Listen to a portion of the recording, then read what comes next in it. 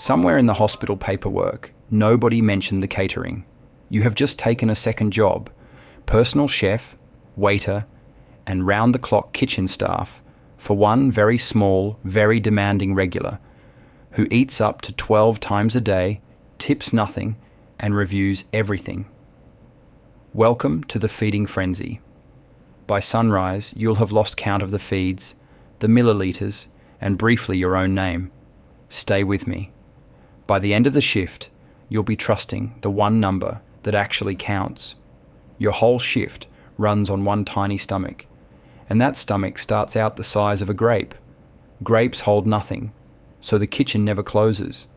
Every 2 to 3 hours, day and night, round the clock, 8 to 12 times before you're back where you started, you'll finish a feed, set the bottle down, exhale, and you are, in real terms, already prepping the next one.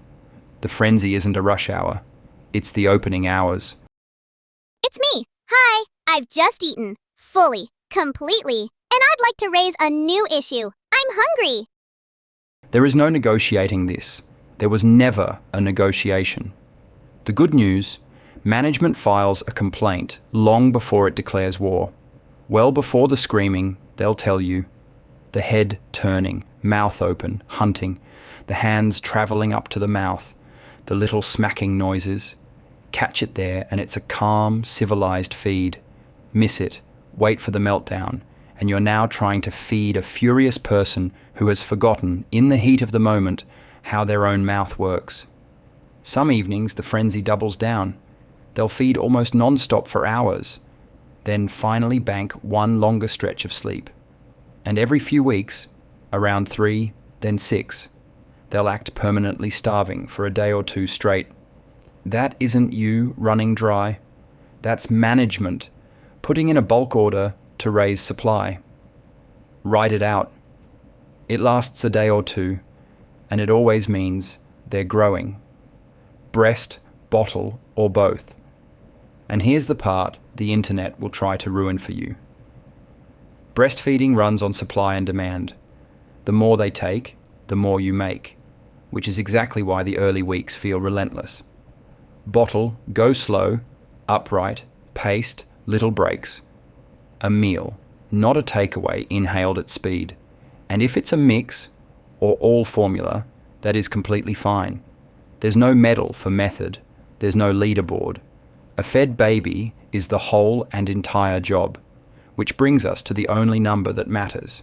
You cannot see what a breast delivers, and you will lose your mind guessing milliliters. So don't.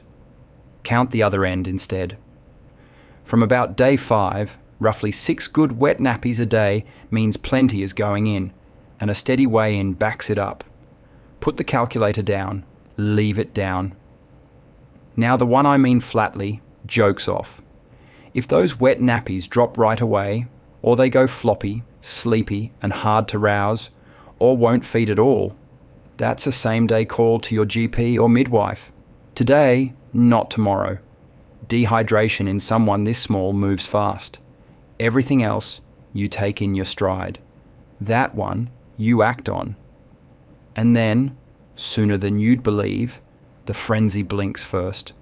One night, they'll sleep 4 whole hours, and you'll find yourself stood over the cot at 2 in the morning, wide awake, faintly offended that management hasn't summoned you, because somewhere in the 3-hourly blur, feeding this tiny, insatiable person at all hours stopped being a task, and quietly became the thing that's just yours. The two of you, in the dark, no one else awake in the world.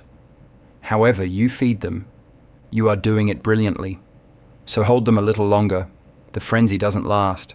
Follow mum and dad for everything nobody warned you about.